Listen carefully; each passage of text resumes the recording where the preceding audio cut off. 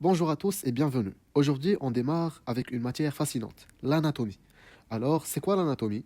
Imaginez que vous êtes des détectives du corps humain, explorant chaque détail pour comprendre comment tout est organisé.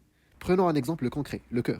Le cœur, c'est comme une pompe puissante qui fait circuler le sang dans tout votre corps. Un peu comme le moteur d'une voiture, voilà. Il est situé au centre de la poitrine. Aussi, il faut savoir qu'il est sous-composé d'oreillettes et ventricules. Donc voilà, c'était juste un exemple qui illustre un peu sur quoi porte l'anatomie.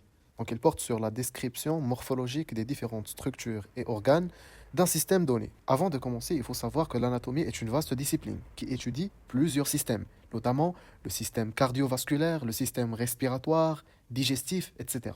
C'est pour ça que l'on va subdiviser l'anatomie en 4 chapitres. Le premier chapitre portera sur l'étude de la région thoracique ou le thorax, où l'on va étudier des organes thoraciques comme le poumon, le cœur, etc. Dans le deuxième chapitre, on va étudier la région abdominopelvienne, où l'on va voir essentiellement des organes digestifs, comme l'estomac, le foie, la vésicule biliaire, le côlon, etc.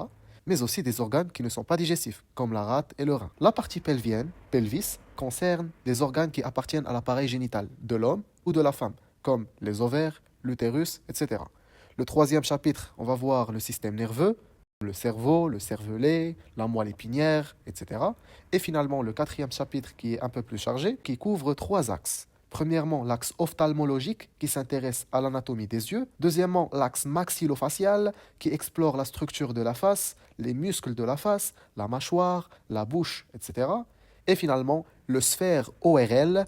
ORL, c'est une abréviation de oro-rhino-laryngologie. Oro, c'est en rapport avec l'anatomie de l'oreille.